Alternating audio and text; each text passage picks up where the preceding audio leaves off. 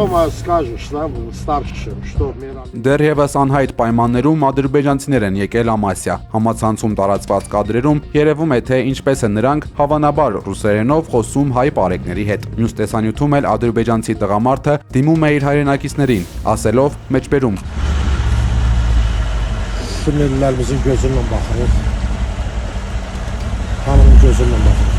Ողջույններ Ամասիայի հենց կենտրոնից կարոտած նայում ենք մեր բնակավայրերին։ Գիտեմ, որ հիմա բոլորի սիրտն էլ այստեղ է։ Աստված տա ամեն ինչ լավանա, որ վերադառնանք մեր հայրական օջախները։ Ադրբեջանցին տեսանյութում նաև վերհիշում է Ամասիայի խորհրդային տարիների տեսքը, մատնանշելով, թե որտեղ են գտնվել Լենինի արձանը, քարե աղբյուրները, խանութն ու ռեստորանը։ Նա հույս է հայտնել, որ ով ցանկանա կկարողանա վերադառնալ։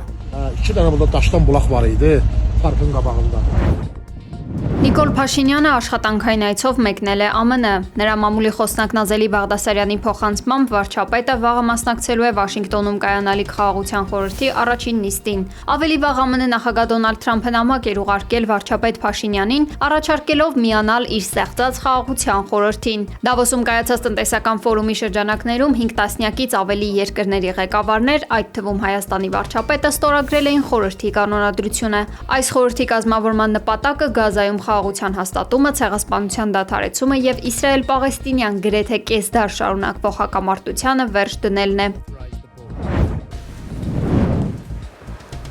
Ռուսաստանի նկատմամբ Հայաստանի բարեկամության ցուցանիշը զգալիորեն նվազել է։ Նման եզրակացություն են արել կապի զարգացման ազգային հետազոտական ինստիտուտի վերլուծաբանները։ Ըստ նրանց 2025 թվականին Երևանը սկսել է ակտիվորեն շարժվել դեպի արևմուտք, արագացնելով մերձեցումը ԱՄՆ-ի, Եվրամիության եւ ՆԱՏՕ-ի հետ։ Որպես վարկանիշի անկման հիմնական գործոններ, վերլուծաբանները մատնանշել են հայ-ադրբեջանական խաղաղության գործընթացում Վաշինգտոնի դերակատարումը, հայ-ամերիկյան համատեղ զորավարժությունները եւ վիզայի ռեժիմի ազատականացման քննարկումները։ Արմավիրի մարզի ընդհանուր իրավացության դատարանի նախագահ Հովհաննես Մելքոնյանի, դատավոր Սիմա Աբովյանի եւ ԲԴԽ անդամ դատավոր Էդգար Հովհաննիսյանի որոշումների հետևանքով հոգեվոր կարգավիճակ չունեցող անձինք իրականացնելու են կրոնական ծեսեր, ինչը հոգեվոր դաշտում հավասարազոր է սրբապղծության։ Նման պնդում է արել Մայրաթորի փաստաբան Արհա Զոհրաբյանը։ Հենց այս դատավորներն էին որոշել, որ Խորանից այդպես էլ չիչած կարգալույց հոգեվորականները Ստեփան Ասատրյանն ու Արամայիս Թախմազյանը պետք է շարունակեն ծառայություն մատուցել եկեղեցիներում։ Փաստաբան Արհա Զոհրաբյանը խոստացել է դատավորներին քրեական պատասխանատվության ենթարկելու հարցը մոտ ապագայում բարձրացնել։ Փետրվարի 17-ին Ավստրիայի Սանկտ Փյոլթեն քաղաքում սկսվել է եպիսկոպոսաց հավաքը։ Մասնակցել են հայ առաքելական Սուրբ եկեղեցու 25 արքեպիսկոպոսներ եւ եպիսկոպոսներ, ներառյալ Երուսաղեմի եւ Կոստանդնուպոլսի պատրիարքությունները։ Գարեգին II-ն ու հայ առաքելական Սուրբ եկեղեցու 7 եպիսկոպոսներ հերավար ձևաչափով են մասնակցել հավաքին։ Օրակարգի հաստատումից հետո ընտրվել է դիվանը, իսկ նույն օրը Սանկտ Փյոլթնի մայր տաճարում կատարվել է երեկոյան ժամերգություն։ Օրեր առաջ դատախազությունը քրեական հետապնդում էր հարուցել ամենայն հայոց կաթողիկոս Գարեգին II-ի եւ 7 հոգեվորականների նկատմամբ։ Նրանք մեղադրվում են Արման Սարոյանի, Մասիաս Հոտնի թեմի առաջնորդի իր պաշտոնը վերականգնելու դատական ակտի խոչընդոտման համար։ Արման Սարոյանը, ով նախկինում Գևորգ եպիսկոպոս էր, Նիկոլ Փաշինյանի հակաեկեղեցական արշավին միացած տիրադավներից է, ում մայրաթորը կարգալույծ էր հռչակել հունվարի 27-ին։ Արցախի օկուպացված տարածքներում ադրբեջանցի սակրավոր է պայթել։ Ադրբեջանի համապատասխան կառույցների մամուլի ծառայության փոխանցմամբ սակրավորը վնասվածքներ է ստացել հակահետևակային ականի պայթյունից, վնասելով դեմքն ու ձախ ձեռքը։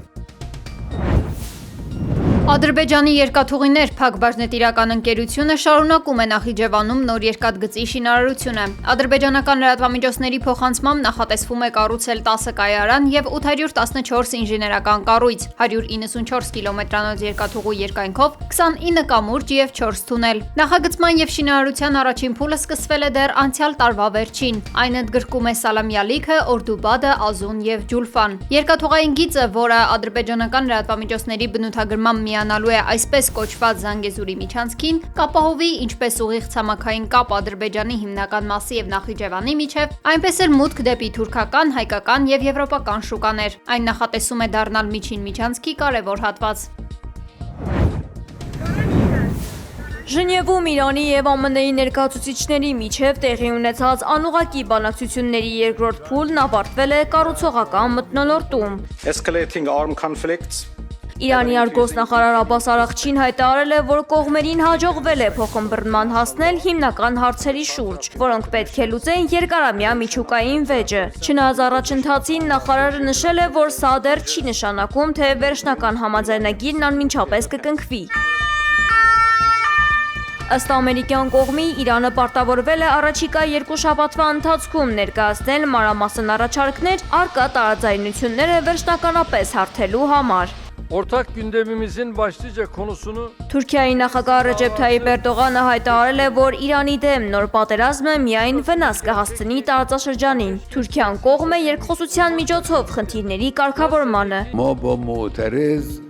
Իրանի հոգևոր առաջնորդ Այաթոլլահ Ալի Խամենեին արձագանքել է Դոնալդ Թրամփի Իրանում այսպես կոչված իշխանափոխություն իրականացնելու հնարավորության մասին ակնարկներին, նախազգուշացնելով, որ Վաշինգտոնի ցանկացած նման փորձ ձախողվելու է։ Միացյալ Նահանգները բանակցությունների ընթացքում ձգտում է քննարկման առարկա դարձնել նաև Իրանի հրթիռային զինանոցը, մինչդեռ Թեհրանը կտրուկ մերժում է, պնդելով, որ պատրաստ է քննարկել միայն միջուկային սահմանափակումները տնտեսական պատժամիջոցների չեղարկման դիմաց։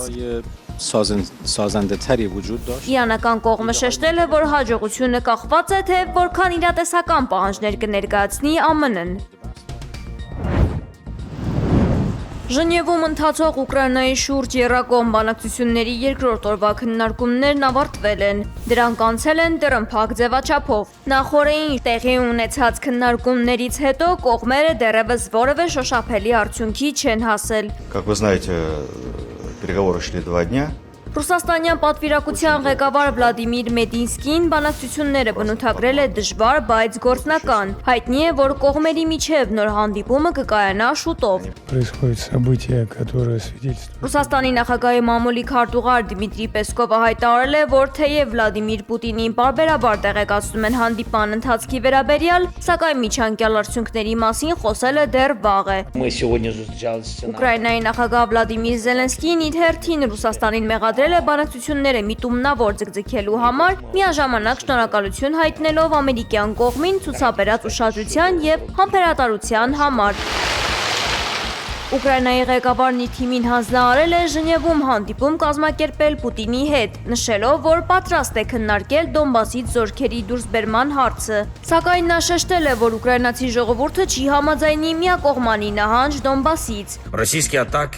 Զելենսկին անազնիվ է որակել Ուկրաինայի նկատմամբ կիրառվող Դոնալդ Թրամփի հրապարակային ճնշումները։ Ըստ նրա, դրանք պետք է կիրառվեին Ռուսաստանի նկատմամբ զիջումների հասնելու նպատակով։ Չնայած լարված մթնոլորտին կողմերը շարունակում են քննարկել հակամարտության կարգավորման ռազմական, քաղաքական եւ հումանիտար խնդիրները։ Գործընթացին տեղում հետևում են նաեւ բրիտանացի դիվանագետները։ Խաղաղության հեռանկարը մնում է անորոշ Դոնբասի նկատմամբ վերահսկողության եւ տարածքային ամբողջականության վերաբերյալ սկզբունքային տարաձայնությունների պատճառով, նկատում են վերլուծաբանները։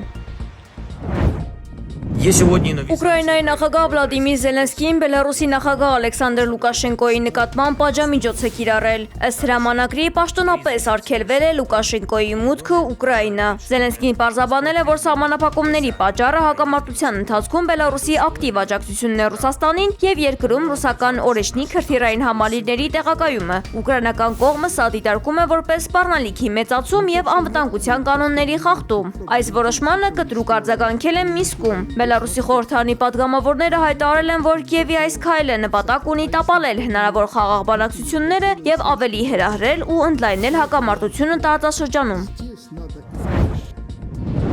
ԱՄՆ-ի Կոլորադո նահանգում մոտ 30 մեքենաների մասնակցությամբ վթար է տեղի ունեցել։ Նախնական տվյալներով զոհվել է 4, վիրավորվել 29 մարդ։ Ոստիկանությունը պարզաբանել է, որ վթարի պահին ճանապարհի տվյալ հատվածում տեսանելիությունը վատն է եղել։ Բարեկային ծառայության տվյալներով տրանսպորտային միջոցներից մեկը այծեր տեղափոխող բեռնատար է եղել, որոնցից 4-ը սատկել են։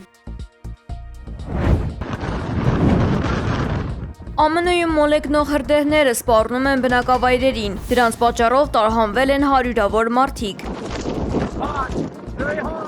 Տեխաս եւ Օկլահոմա նահանգներում ավելի քան 6000 հեկտար անտառ է այրվում։ Կրակն արագորեն տարածվում է, հասնելով Կանզաս եւ մոտենում բնակավայրերին։